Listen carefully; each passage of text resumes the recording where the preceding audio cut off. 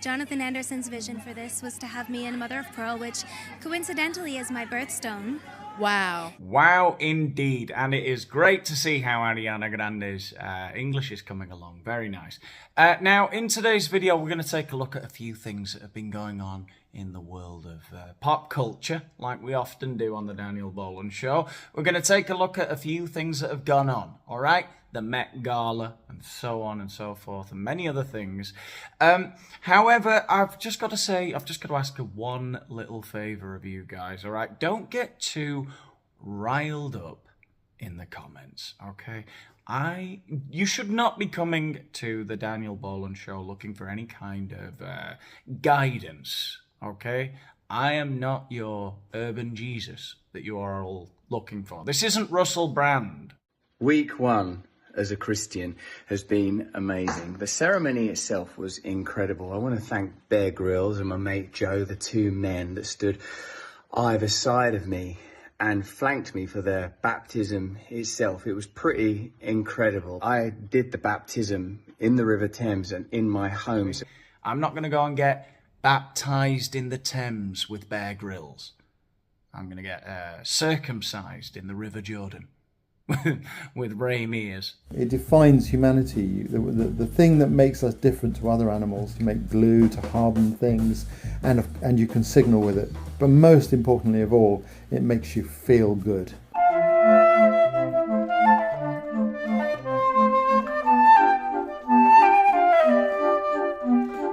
Oh, Daniel Boland, this is a heavy hitter. Do you guys know who this is? The sweetest Ariana Grande is here. You look stunning. I You love too. this so much. The sweetest Ariana Grande. Look, there is nothing sweet about Ariana Grande, okay? I know, I have a little bit of I have a visceral, there's a word everyone likes to use now because we learned it a few years ago, didn't we? Hive mind. We learned the word visceral and now we like to use it. I have a visceral reaction to Ariana Grande, okay? I can't stand her sweetness, okay? I can't stand this cute baby girl persona that she perfected, right? When she's 31 years old. So tell me about your interpretation of this year's theme, because you were like knocking on things. Yes, this is actual Mother of Pearl. Wow. Made by Loewe. Jonathan Anderson's vision for this was to have me in Mother of Pearl, which coincidentally is my birthstone. Wow. I had to draw the blinds. It was getting a little too bright out there for what the front lens of my Samsung can handle. Anyway, where were we? Wow. Wow indeed, yes. Mother of Pearl just happens to be Ariana Grande's birthstone. Now, there's a stroke of luck, if ever there were one. I just have one question. What is a birthstone? What in Christ's name is that? Because I thought it was an uncomfortable medical condition. I thought it was a build-up of uric acid in your joints. Okay, all right. I'm not at Tom Brady's roast. Okay, they'd all lap that up, wouldn't they? Oh, her birthstone, he thinks they're kidney stones. Very funny. You know, I wrote that down. Been working it at the open mics for the last 9 months. And it goes down well if I follow it up with, and Tom Brady is gay. Bill is secretly filmed more guys playing for the other team than Diddy. And, you know, everyone sort of, they'd all laugh at that. Anyway, what was I getting at? Yeah, what are birthstones? I didn't even know anything about that. I think I've heard of that before. But, you know, I don't know the zodiac signs. I know I'm a Scorpion or something. Scorpio, right? What are the Pisces?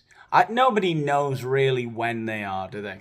I kind of judge people that know when somebody is something. I'll say I was born in April 17th, and they'll go, oh, so you're a Capricorn or something. I don't know.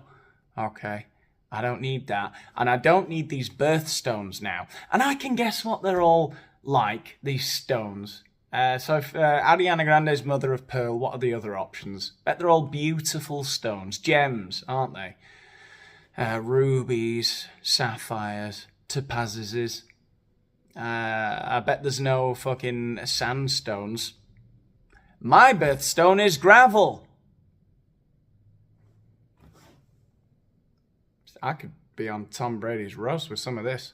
And I loved the tie-in of the opalescence of the little hues of pink and green, of course, for Glinda's Bubble and for Wicked. So let's talk Wicked. Yes, Everyone wants to talk Wicked. Everyone is so excited. I know you were filming that for... Oh, God, are we not tired of this Lil Nas? Lil Nas X, right?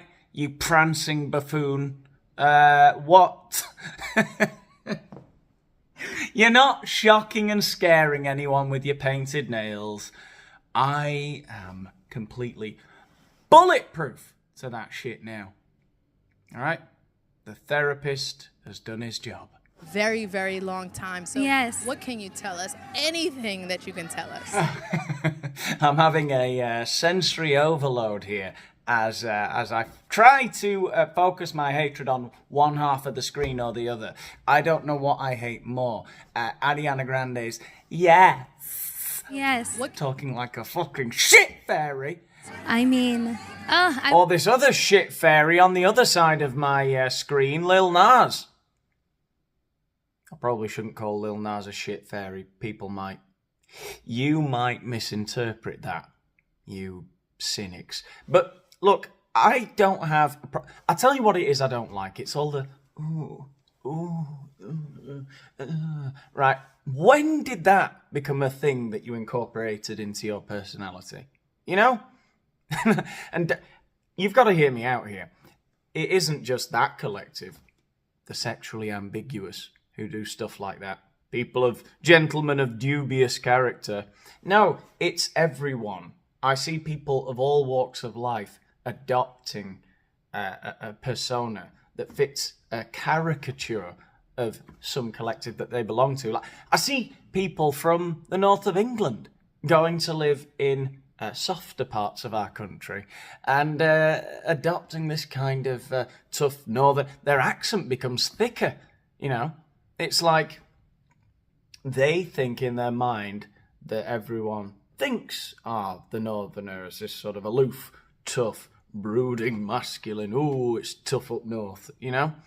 That is pathetic. Don't do that. I know you didn't speak like that when you were a kid, all right? What? Who was the first mincing? Who was it? Or is it just natural? I mean, I guess some people might be like that. I don't think anyone's natural personality is like that, the same way as I don't think there's any real Valley Girl. Who invented the fucking Valley Girl? Who invented Ariana Grande's? Like, I know she's from Florida, but whatever. You know what I mean? That this sort of hyper-effeminate little nymph character. When did that become a thing? Marking all the assets and everything they say. What the fuck is that? Nobody ever was that, or was there an original? Was there an Adam and Eve of these fucking idiots? I wish I could say more than I can. You'll know more soon. I will say that. You'll see a little something very soon. So expect something soon. Yes. Well, everyone is so excited about it. So not me. Next. Hello. Good, how are you? Good, nice to see you. Oh, God, I've been putting off making a video about Brooklyn Beckham for a long time now, because I don't know if picking on Brooklyn Beckham could be thought of as some kind of hate crime. Because I'm not sure I don't know how highly functioning he is. So nice to see you. Tell me about your look tonight. Wearing Dior. Chic. Usually I wear black, we're trying something else out. Usually I wear black, but we're trying something else out. I see he's inherited that famous Beckham wit, hasn't he? The clever sausage. You know, I as I said, I love the Beckhams, but it's just... I watched the whole of the Class of '92 documentary, the Beckhams documentary, 2 episodes of the Overlap podcast, my favourite podcast, where David Beckham was the guest. I sat there chatting with his lifelong friends, and he's just got the same glazed expression that he would have on Parkinson or Ali G. He just looks mortified to be everywhere. David, you need to give us more, all right? I'm willing to give you the benefit of the doubt. okay? Yeah, I love that. Do you are you afraid of taking a fashion risk, or are you more just comfortable with your style and you just know what you like, so that's why you don't normally experiment? What makes you want to experiment? Seeing my dad in the early 2000s. Oh God, I have noticed kids wearing stuff like that again recently. I noticed it on one of my mental health walks recently. I was walking around along the seafront here, and there's bloody kids in baggy jeans, and I was infuriated. I mean, let's not beat around the bush. They look shit, okay? It's a shitty look. It was horrible then, it's horrible now, and, as I say, there'll be no bush beating on the Daniel Boland show. Oh, I'm not afraid to tackle the issues head on. I'll tell it like it is. I'll chastise the kids for the way they dress. Pretty edgy stuff. Wait, I love that we're doing this together. This is like a hang. We're hanging. You guys are gay. Go. You both look unbelievable. Thank you. Who are you both wearing? I'm wearing Prada. Can I show you the back? So cute. These are sex people. I want it to be like a beautiful, blooming flower. Well, mission accomplished, sweetheart. What are you looking forward to tonight? Anything in particular? I like looking at the crazy people. This is like being in the Star Wars bar, right? Now, I'm just leaving this clip of Jerry Seinfeld in here, not Jimmy Fallon. We don't care about him. Jerry Seinfeld, I was watching him on Club Random, Bill Maher's podcast the other day. And in the beginning of the first few minutes of the conversation, Bill Maher was going over the good old days, reminiscing, and talking about when he was coming up and how he looked up to Jerry Seinfeld. And I was like, what? Hang on, what's going on here? Did Jerry Seinfeld, he must have started really young, or... Jerry Seinfeld is 70 years old. 70. I just thought I'd leave that there for you. I couldn't believe it. He's 70. Nothing else to add. Oh my God, hi. How are you? You look sick. So you look gorgeous. Dope. Now, I've had a few disputes with some Americans who claim they've been saying dope forever, right? And I don't believe you. Sorry. I've been watching you from afar for decades now. And dope has really, it must have made a big comeback in the last few years. And I don't like it. And I definitely don't like sick. And I won't accept Emily Ratajkowski approaching somebody in public and saying, you look thick, you look dope. No, you look 33 in June. I just checked. You do not talk like that. I can't allow it. You're in your mid-30s, you've got a kid, start saying people look lovely, they look nice. There would be so many rules if I had my way. My good friend Lewis Hamilton in the house here at Vogue.com Live. How are you feeling tonight? I'm feeling amazing. How are you? I'm feeling good. Okay, I've really saved one of the best till last now. Lewis Hamilton, we're going to end on a high note here. He is one of the greatest oafs I have ever encountered. What an idiot. Now that you're here, I'm feeling even better. You look amazing too. Now, Lewis Hamilton considers himself a fashion icon, and I know what's happened. I've been watching him for years, right, from the shadows.